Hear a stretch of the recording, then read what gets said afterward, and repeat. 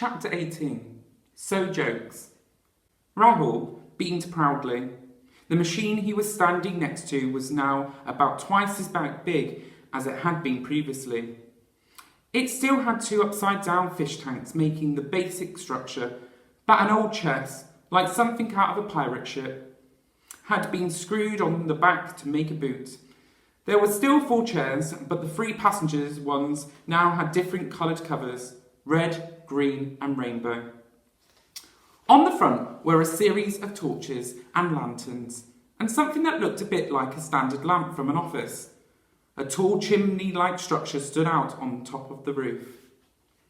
The car sat squat on 4 enormous tyres that looked, at least on this vehicle, like they were taken from a monster truck.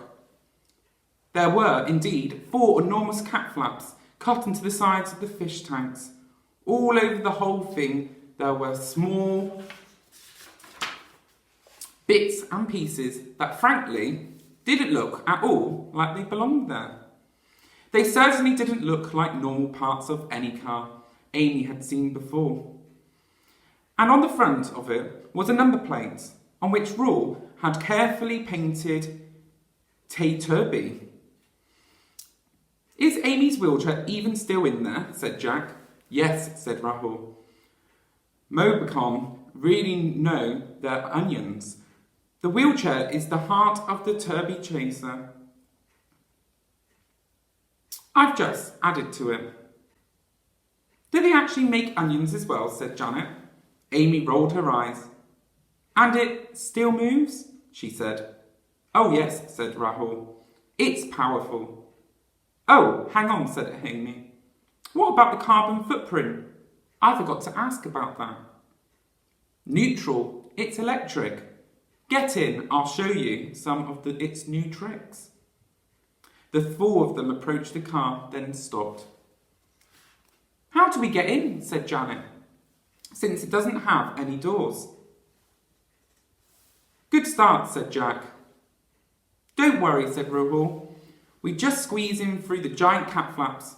Well, you and I can. Janet, we're small enough." "And me?" said Jack. "Well," said Rahul, "Amy said you weren't coming." "Oh yeah," said Jack. "Course." "For you, Amy," Rahul continued, "I think we'll just have to lift up the right-hand fish tank." He pointed. One of the upside-down fish tanks had a handle on the side, which looked as it might normally belong on an old fridge.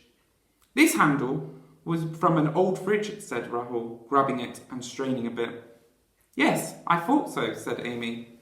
"Do you need a hand?" "No, it's okay. I designed it to be really difficult," said Jack, putting his slightly bigger hand on the handle. The 2 of them managed to heave it open, and then Rahul, Janet and Amy, with quite a lot of clambering over each other, and Jack having to lift Amy almost above his head to get her into the driving one, got in the seats. Amy was in the front, Rahul in the passenger seat, Janet in the back with an empty seat next to her, which was good as it gave her room to spread her agility wings. Jack stood by watching. "So," said Rahul to Amy, "it still drives like it did before. The brakes, by the way, you kind of missed them last time, are here in the centre of the steering wheel." "Okay, where's the horn?" "There," said Rahul, pointing to a can that was hanging down on her right side. Its top half was poking through what appeared to be another cat flap in the roof. She reached up.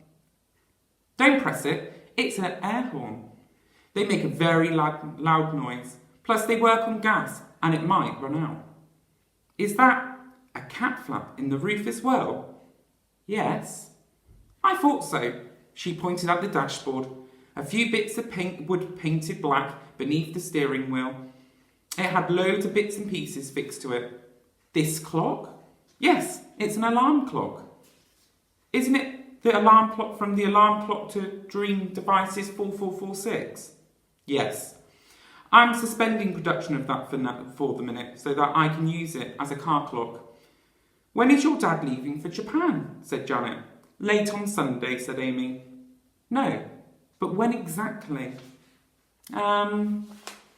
He's getting a flight at 2, said Jack, so he'll be leaving his work about midday. Let's set it for midday on Sunday then, said Janet, so that we don't miss it. Can we do that? Said Amy. I'll give it a goose, said Rahul. Said Jack. If we do miss that time, how will the alarm clock going off help? Won't it just make us feel worse? Janet stared at Jack. I'm glad you're not coming with us. What is this little screen? Said Amy, pointing at something else on the dashboard. It's a sat-nav, said Rahul. What, a real one? Not one you've knocked together out of a compass and some bits of string? No, my dad gets them direct from the factory that makes them. He gave me this one to play with a while ago, because there's something wrong with its voice. What? You'll see. Also, said Rahul, we now have lights. He clicked on some switches next to the sat-nav. The inside of the garage door lit up. Whoa, bright. Kind of. Bit speckled, but I'll keep improving it. Plus, on the back, we've got indicators now. He gestured to a series of black felt-tip pens taped together to form a little stalk next to the steering wheel. Amy pushed it down. Rahul bent forward and from under the chair took out a small pyramid-like object. He opened it up. A little upright pendulum on the front of it went from right to left. What's that? Said Amy. It's called a metronome. Piano players use it to keep time. Listen. Amy did. Each time the pendulum went backwards and forwards, the metronome went tick, tick, tick. Have you brought a keyboard? Said Janet, from the back. Are you going to be singing as we go? No, it's a sound effect for the indicator, you know, in your mum or dad's car. When they click down on the indicator, that's what the sound is. Tick, tick, tick. Whoa, said Jack. You really have thought about everything. Thank you, said Rahul, who, as we know, didn't really get sarcasm. I haven't really worked out a sound system, although I have taken this portable wireless speaker to the dashboard, but I don't have a phone. Your dad's warehouse doesn't have phones, said Amy. Yes, but my dad won't let me have one. Doesn't he let you steal most of his stock and drive it to Scotland normally, said Jack. No, said Rahul, confused. I've got mine, said Janet. Of course you have, said Amy. Janet took out a pink sparkly phone with its new cover. I chose it specifically to go with this outfit. I think we should get going, said Amy. It's already midnight. I was hoping to get most of the journey tonight. Okay, said Rahul. Okay, said Janet, and okay, said Jack. Heaving the fish tank up again and getting into the back of the car next to Janet, Amy turned round. What are you doing? Getting into the car. Oh, get your wings out of my face. Get your face out of my wings, said Janet. You're coming with, began Amy. Of course I am. Why? Well, I could say because I'm your older brother, and as your older brother, I feel you need someone a bit more mature and responsible around to make you sure you make it back in one piece. But the real answer is, the whole trip is going to be just so jokes. Chapter 19. Like someone torturing 100 bats. Okay, said Amy, let's go. She pushed the direction lever forward. The Taylor Turbochaser started to move forward slowly. Oh, said Rahul. I hadn't bargained for Jack coming with a 14-year-old boy in the car. What are you saying, Rahul? Said Jack. Well, we're a bit heavier now than I planned. It's going to use more power. How very dare you, said Jack with a raised eyebrow. It's okay. We've still got this, Rahul pulled open the little door in front of him marked only in emergencies, containing the turbo button that Amy had pressed the other day. I was hoping not to use it so early, but... What is it? Said Jack, peering at the little switch. Turbo, said Amy. Cool, said Jack. And will it still work? Said Amy. With the extra weight? I don't know. I charged up the battery a lot, so... Rahul turned to Amy. Her face was hopeful. He blinked. We should be okay, I guess. Let me press it, said Janet, reaching over from the back.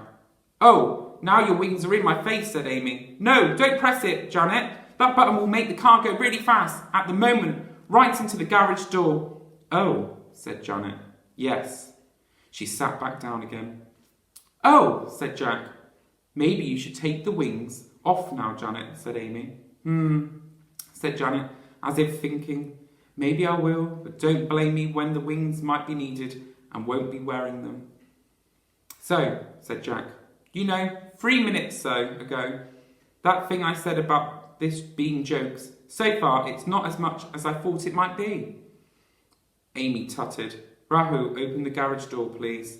Rahul reached into his pocket and took out a remote control, a new remote control. I will, and don't worry, I've overhauled the whole system. This will definitely open the door the whole way now. He looked round.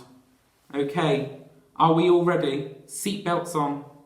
This thing's got seatbelts, said Jack. Yes. Can't you see yours? Ah, yes, it's under a bit of wing.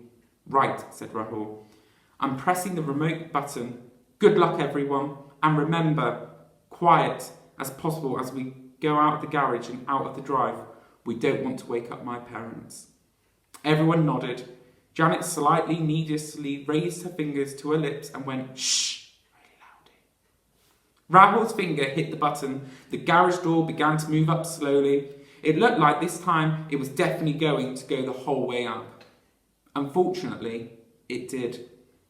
Because just as it got high enough up for the Taylor Turbochaser to get out the door, whose hinges had clearly not stretched quite this far for a while, started to make a screeching noise.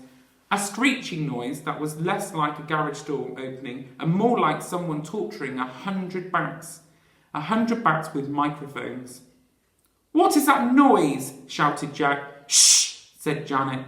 There's no point in saying shh, Tinkerbell. What? Said Janet. Stop the door moving, Rahul, shouted Amy. I can't, said Rahul. There was a lot of shouting, which probably didn't make the noise level any lower.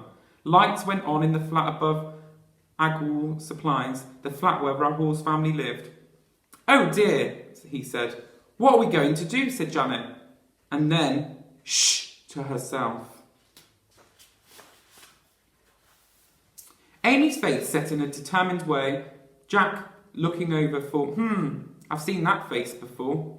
But before he'd even finished having that thought, Amy had leant over, put her hand into the box in the dashboard and pressed the red turbo button.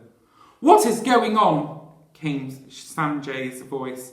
Rahul looked up to see his dad leaning out of the window of their flat in his pyjamas.